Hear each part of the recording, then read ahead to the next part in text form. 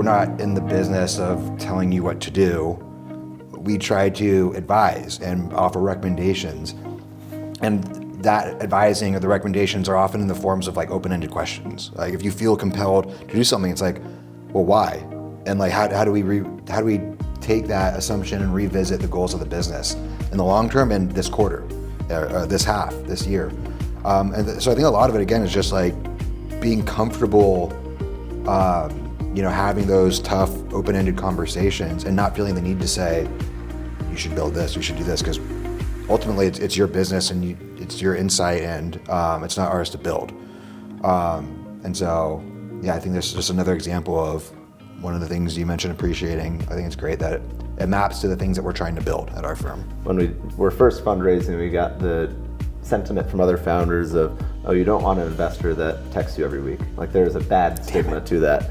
And the actually inverse has been so true, because now not only do I consider Tyler an investor in Topline Pro, but also a friend and someone that I can go to for help. And that resulted not from just doing monthly updates and feeling like those were updates. I actually think it's very telling when a founder tells the team that they have their investor update. It shouldn't be an update, it should be a conversation and actually a meeting where you're discussing like priorities of the business. And I think by texting every week, whether it's photos of your kids or actually stuff about the business, I think that builds a relationship so that those monthly touch points or bi-weekly touch points are more productive. And the founder stigma of, you don't want to talk to the investor sometimes is inaccurate, because then when you do talk to the investor, it does feel like a waste of time because you're just doing an update.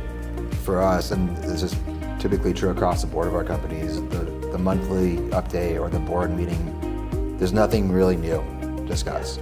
We've been learning and digesting and talking for weeks at a time leading up to this milestone.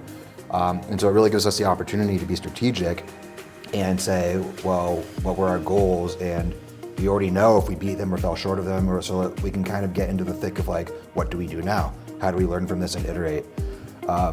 There was a period of time where like Nick will often text me updates about the business and growth for that month. They're incredible at measuring data and making incremental changes. So just like day-to-day and week-to-week improvements in efficiency or velocity, they found ways for that data to be very meaningful.